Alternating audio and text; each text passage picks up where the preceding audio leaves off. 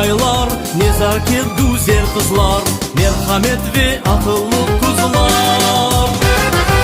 Emek sever, emedi çeber, nazik işkir ve dülber, bizge ruh bergen narin kızlar. Emek sever, emedi çeber, nazik işkir ve dülber,